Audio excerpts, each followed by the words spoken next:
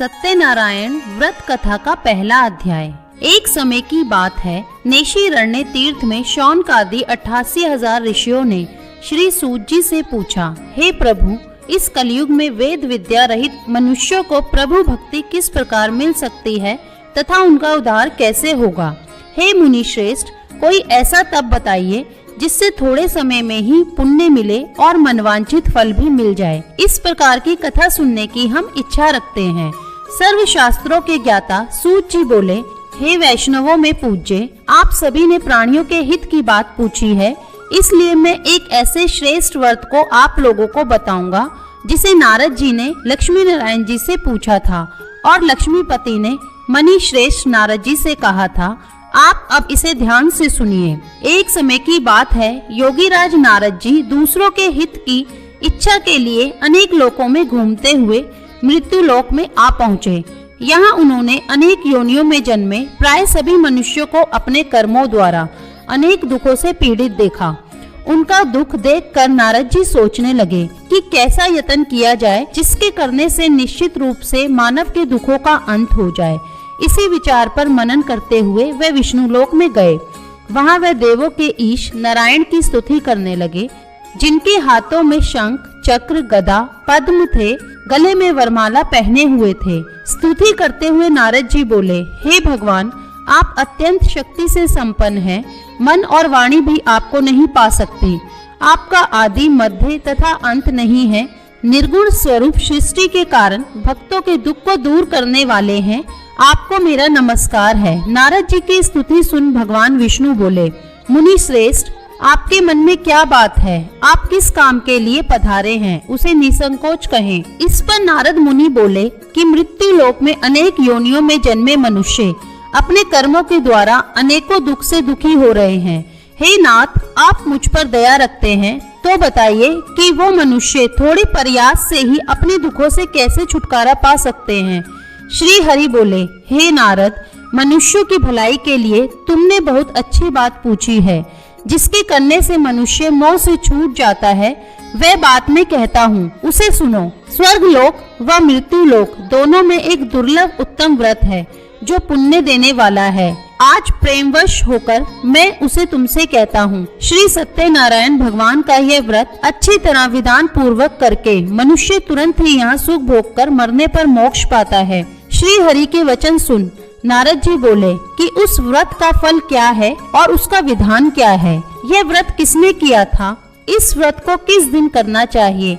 सभी कुछ विस्तार से बताएं। नारद की बात सुनकर श्री हरि बोले, दुख व शोक को दूर करने वाला, यह सभी स्थानों पर विजय दिलाने वाला है। मानव को भक्ति व श्रद्धा के साथ शाम को श्री सत्यनारायण की पूजा धर्म परायण होकर ब्राह्मणों और बंधुओं के साथ करनी चाहिए। भक्ति भाव से ही नैवेद्य, केले का फल, गेहूं के स्थान पर साटी का आटा, शक्कर तथा गुड़ लेकर वह सभी भक्षण योग्य पदार्थों को मिलाकर भगवान का भोग लगाएं।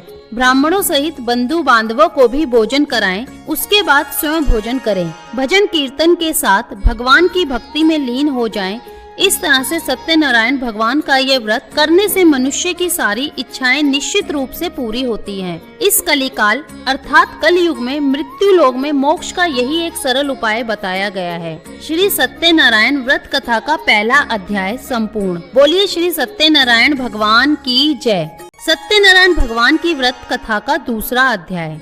सूत जी बोले, हे ऋषियों, जिसने पहले समय में इस व्रत को किया था उसका इतिहास कहता हूँ, ध्यान से सुनो। सुंदर काशीपुरी नगरी में एक अत्यंत निर्धन ब्राह्मण रहता था।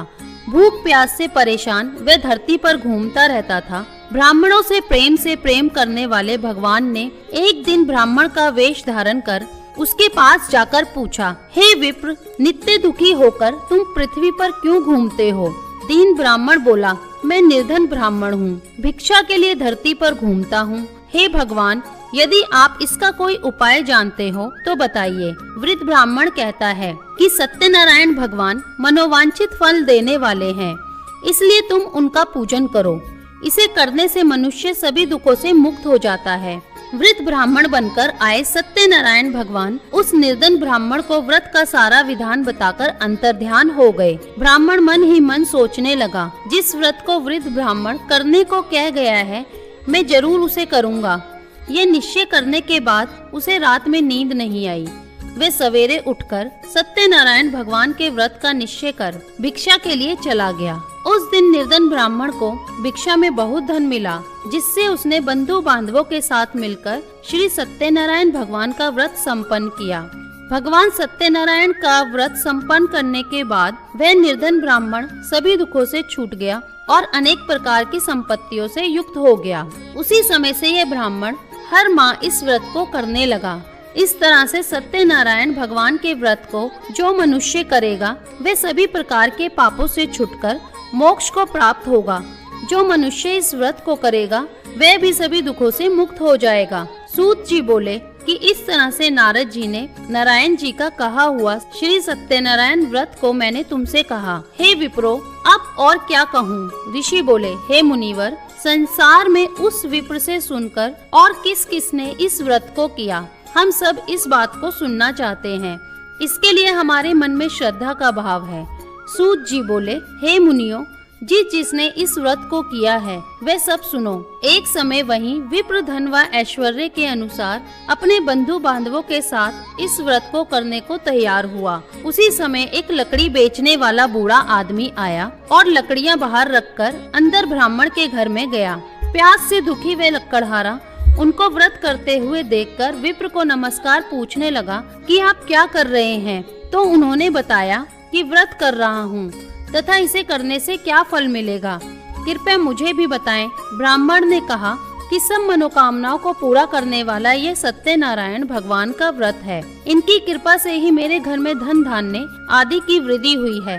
विप्र से सत्यनारायण व्रत के बारे में जानकर लक्कड़हारा बहुत प्रसन्न हुआ। चरणामृत लेकर वह प्रसाद खाने के बाद वह अपने घर गया। लक्कड़हारे ने अपने मन में संकल्प किया कि आज लकड़ी बेचने से जो धन मिलेगा उसी से श्री सत्यनारायण भगवान का उत्तम व्रत करूंगा। मन में इस विचार को ले बूढ़ा आदमी सिर पर लकड़ियां रखकर उस नगर में बेचने गया जहाँ धनी लोग रहते थे। उस नगर में उसे अपनी लकड़ियों का दाम पहले से 4 गुना अधिक मिलता है। बूढ़ा प्रसन्नता के साथ दाम लेकर केले, शक्कर, घी, दूध, दही और गेहूं का आटा ले और सत्यनारायण भगवान के व्रत की अन्य सामग्रियां लेकर अपने घर गया। वहाँ उसने अपने बंधु बांधवों को बुलाकर विधि विधान से सत्यनारायण भगवान का पूजन और व्रत किया।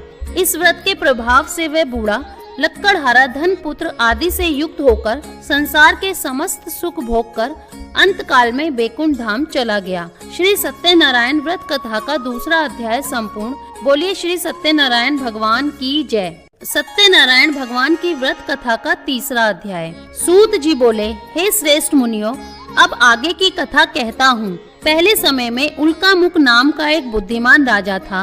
वह सत्य वक्ता और जिनेंद्रिय था। प्रतिदिन वह देव स्थानों पर जाता और निर्धनों को धन देकर उनके कष्ट दूर करता था। उसकी पत्नी कमल के समान मुख वाली तथा सती साध्वी थी। भद्रशिला नदी के तट पर उन दोनों ने श्री सत्यनारायण भगवान का व्रत किया। उसी समय साधु नाम का एक वैश्य आया। उसके पास व्यापार करने के लिए बहुत सा धन था। राजा को व्रत करते देखकर वह विनय के साथ पूछने लगा, हे राजन, भक्ति भाव से पूर्ण होकर आप ये क्या कर रहे हैं? मैं सुनने की इच्छा रखता हूँ, तो आप मुझे बताइए। राजा बोला, हे साधु, अपने बंधु बांधवों के साथ पुत्रादि की प्राप्ति के लिए एक महाशक्तिमान श्री नारायण भगवान का व्रत व पूजन कर रहा हूँ। राजा के वचन सुन साधु आदर से बोला, हे राजन, मुझे इस व्रत का सारा विधान कहिए। आपके कथनानुसार मैं भी इस व्रत को करूंगा। मेरी भी संतान नहीं है और इस व्रत को करने से निश्चित रूप से मुझे संतान की प्राप्ति होगी। राजा से व्रत का सारा विधान सुन व्यापार से निवृत्त हो वह अपने घर गया। साधु वैश्य ने अपनी पत्नी को संतान देने वाले इस व्रत का वर्णन के सुनाया और कहा कि जब मेरी संतान होगी तब मैं इस व्रत को करूंगा। साधु ने इस तरह के वचन अपनी पत्नी लीलावती से कहे। एक दिन लीलावती पति के साथ आनंदित हो सांसारिक धर्म में प्रवृत्त होकर सत्यनारायण भगवान की कृपा से गर्भवती हो गई। 10वें महीने में उसके गर्भ से एक सुंदर कन्या ने जन्म लिया। दिनों दिन वे ऐसे बढ़ने लगी जैसे कि शुक्ल पक्ष का चंद्रमा बढ़ता है। माता पिता ने अपनी कन्या का नाम कलावती रखा। एक दिन लीलावती ने मीठे शब्दों में अपने पति को याद दिलाया कि आपने सत्यनारायण भगवान के जिस व्रत को करने का संकल्प किया था उसे करने का समय आ गया है, आप इस व्रत को करिए। साधु बोला कि हे प्रिय, इस व्रत को मैं उसके विवाह पर करूंगा। इस प्रकार अपनी पत्नी को आश्वासन देकर वह नगर को चला गया। कलावती पिता के घर में रहकर वृद्धि को प्राप्त हो रही थी। साधु ने एक बार नगर में अपनी कन्या को सखियों के साथ देखा तो तुरंत ही दूत को बुलाया और कहा कि मेरी कन्या के योग्य वर देखकर आओ। साधु की बात सुनकर दूत कंचन नगर में पहुंचा और वहां देखभाल कर लड़की के सुयोग्य वाणिक पुत्र को ले आया। सुयोग्य लड़के को देख साधु ने बंधु बांधवों को बुलाकर अपनी पुत्री का विवाह कर दिया। लेकिन दुर्भाग्य की बात यह है कि साधु ने अभी भी श्री सत्यनारायण भगवान का व्रत नहीं किया। इस पर श्री भगवान क्रोधित हो गए और श्राप दिया कि साधु को अत्यधिक दुख मिले। अपने कार्य में कुशल साधु बनिया जमाई को लेकर समुद्र के पास स्थित होकर रत्नासारपुर नगर में गया। वहां जाकर दामाद ससुर दोनों मिलकर चंद्रकेतु राजा के नगर में व्यापार करने लगे। एक दिन भगवान सत्यनारायण की माया से एक चोर राजा का धन चुराकर भाग रहा था। उसने राजा के सिपाहियों को अपना पीछा करते देख चुराया हुआ धन वहां रख दिया जहां साधु अपने जमाई के साथ ठहरा हुआ था। राजा के सिपाहियों ने साधु वैश्य के पास राजा का धन पड़ा देखा तो वह ससुर जमाई दोनों को बांधकर प्रसन्नता से राजा के पास ले गए और कहा कि उन दोनों चोरों को हम पकड़ कर लाए हैं, आप आगे की कार्यवाही की आज्ञा दें। राजा की आज्ञा से उन दोनों को कठिन कारावास में डाल दिया गया और उनका सारा धन भी उनसे छीन लिया गया। श्री सत्यनारायण भगवान से श्राप से साधु की पत्नी भी बहुत दुखी हुई। घर में जो धन रखा था उसे चोर चुरा ले गए। शारीरिक और मानसिक पीड़ा व भूख प्यास से अधिक दुखी हो अन्न की चिंता में कलावती एक ब्राह्मण के घर गई। वहां उसने श्री सत्यनारायण भगवान का व्रत होते देखा, फिर कथा भी सुनी। वे प्रसाद ग्रहण कर रात को घर वापस आई। माता ने कलावती से पूछा कि हे पुत्री, अब तक तुम कहाँ थी, तेरे मन में क्या है? कलावती ने अपनी माता से कहा, हे माता, मैंने एक ब्राह्मण के घर में श्री सत्यनारायण भगवान का व्रत देखा है। कन्या के वचन सुन लीलावती भगवान के पूजन की तैयारी करने लगी। लीलावती ने परिवार व बंधुओं सहित सत्यनारायण भगवान का पूजन किया। उनसे वर मांगा कि मेरे पति तथा जमाई शीघ्र घर आ जाएं। साथ ही यह प्रार्थना की कि हम सबका अपराध क्षमा करें। श्री सत्यनारायण भगवान इस व्रत से संतुष्ट हो गए और राजा चंद्रकेतु को सपने में दर्शन दे कहा कि हे राजन, तुम उन दोनों वैश्यों को छोड़ दो। तुमने उनका जो धन लिया है उसे वापस कर दो। अगर ऐसा नहीं किया तो मैं तुम्हारा धन, राज्य व संतान सभी को नष्ट कर दूंगा। राजा को यह कहकर भगवान अंतर्ध्यान हो गए। प्रातः काल सभा में राजा ने अपना सपना सुनाया। फिर बोले कि वणिक पुत्रों को कैद से मुक्त कर सभा में लाओ। दोनों ने आते ही राजा को प्रणाम किया। राजा मीठी वाणी में बोला, हे महानुभावो, भाग्यवश ऐसा कठिन दुख तुम्हें प्राप्त हुआ है, लेकिन अब तुम्हें कोई भय नहीं है। ऐसा कह राजा ने उन दोनों को नए वस्त्राभूषण भी पहनाए और जितना धन उनका लिया था उससे दोगुना धन वापस कर दिया। दोनों वैश्य अपने घर को चल दिए। श्री सत्यनारायण व्रत कथा का तीसरा अध्याय संपूर्ण। बोलिए श्री सत्यनारायण भगवान की जय। सत्यनारायण भगवान की व्रत कथा का चौथा अध्याय। सूत जी बोले, वैश्य ने मंगलाचार कर अपनी यात्रा आरंभ की और अपने नगर की ओर चल दिए। उनके थोड़ी दूर जाने पर एक दंडी वेशधारी श्री सत्यनारायण ने उनसे पूछा, हे साधु, तेरी नाव में क्या है? अभिवाणी वणिक हंसता हुआ बोला, हे दंडी, आप क्यों पूछते हो? क्या धन लेने की इच्छा है? मेरी नाव में तो बेल व पत्ते भरे हुए हैं। वैश्य के कठोर वचन सुन भगवान बोले, तुम्हारा वचन सत्य हो दंडी। ऐसे वचन कहकर वहां से दूर चले गए। कुछ दूर जाकर समुद्र के किनारे बैठ गए। दंडी के जाने के बाद साधु वैश्य ने नित्य क्रिया के पश्चात नाव को ऊंची उठते देखकर अचंबा माना और नाव में बेल पत्ते आदि देख वह मूर्छित हो जमीन पर गिर पड़ा। मूर्छा खुलने पर वह अत्यंत शोक में डूब गया। तब उसका दामाद बोला कि आप शोक न मनाएं, यह दंडी का श्राप है, इसलिए हमें उनकी शरण में जाना चाहिए, तभी हमारी मनोकामना पूरी होगी। दामाद की बात सुनकर वे दंडी के पास पहुंचा, अत्यंत भक्तिभाव नमस्कार करके बोला, मैंने आपसे जो जो असत्य वचन कहे थे उनके लिए मुझे क्षमा दे। ऐसा कह कहकर शोकातुर हो रोने लगा। तब दंडी भगवान बोले, हे वाणिक पुत्र, मेरी आज्ञा से बार बार तुम्हें दुख प्राप्त हुआ है, तू मेरी पूजा से विमुख हुआ। साधु बोला, हे भगवान, आपकी माया से ब्रह्मा आदि देवता भी आपके रूप को नहीं जानते, तब मैं अज्ञानी कैसे जान सकता हूँ। आप प्रसन्न होइए, अब मैं सामर्थ्य के अनुसार आपकी पूजा करूँगा। मेरी रक्षा करो और पहले के समान नौका में धन भर दो।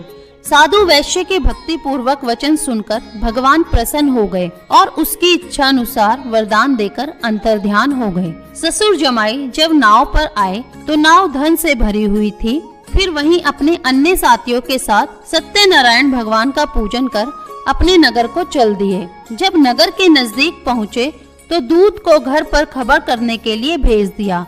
दूत साधु की पत्नी को प्रणाम कर कहता है कि मालिक अपने दामाद सहित नगर के निकट आ गए हैं।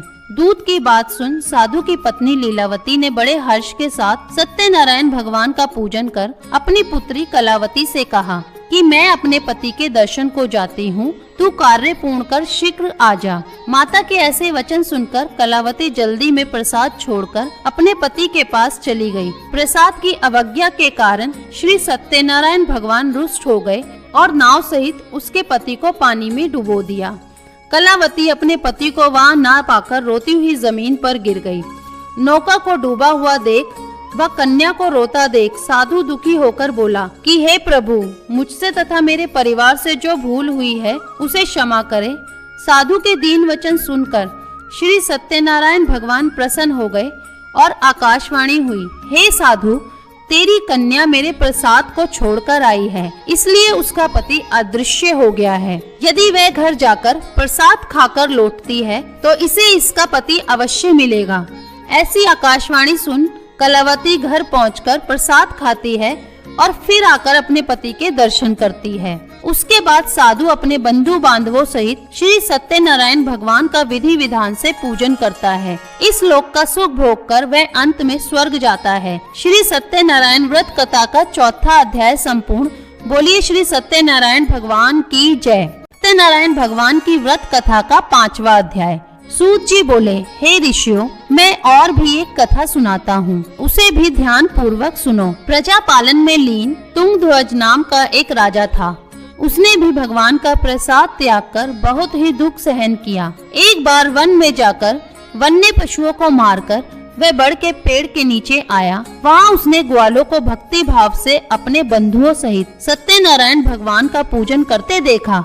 अभिमानवश राजा उन्हें देखकर भी पूजा स्थान में नहीं गया और न ही उसने भगवान को नमस्कार किया। ग्वालों ने राजा को प्रसाद दिया, लेकिन उसने वह प्रसाद नहीं खाया और प्रसाद को वहीं छोड़कर वह अपने नगर को चला गया। जब वह नगर में पहुंचा तो वहां सब कुछ तहस नहस हुआ पाया, तो वह शीघ्र ही समझ गया कि यह सब भगवान ने ही किया है। वह दोबारा ग्वालों के पास पहुंचा और विधि पूर्वक पूजा करके प्रसाद खाया तो श्री सत्यनारायण भगवान की कृपा से सब कुछ पहले जैसा हो गया। दीर्घ काल तक सुख भोगने के बाद मरणोपरांत उसे स्वर्ग लोक की प्राप्ति हुई। जो मनुष्य परम दुर्लभ इस व्रत को करेगा तो भगवान सत्यनारायण की अनुकंपा से उसे धन धान्य की प्राप्ति होगी। निर्धन धनी हो जाता है और भयमुक्त हो जीवन जीता है। संतानहीन मनुष्य को संतान सुख मिलता है और सारे मनोरथ पूर्ण होने पर मानव अंत काल में वैकुंठ धाम को जाता है। सूत जी बोले, जिन्होंने पहले इस व्रत को किया है, अब उनके दूसरे जन्म की कथा कहता हूँ। वृद्ध शतानंद ब्राह्मण ने सुदामा का जन्म लेकर मोक्ष की प्राप्ति की। लक्कड़हारे ने अगले जन्म में निषाद बन मोक्ष प्राप्त किया। उल्कामुख नाम का राजा दशरथ होकर बैकुंठ को गए। साधु नाम के वैश्य ने मोर ध्वज बनकर अपने पुत्र को आरे से चीर कर मोक्ष पाया। महाराज तुंगध्वज ने स्वयंभू होकर भगवान में भक्ति युक्त होकर कर्म कर मोक्ष पाया। श्री सत्यनारायण व्रत कथा का 5वां अध्याय संपूर्ण। बोलिए श्री सत्यनारायण भगवान की जय। अगर वीडियो पसंद आई हो, वीडियो को लाइक और शेयर करें और चैनल को सब्सक्राइब करना ना भूलें।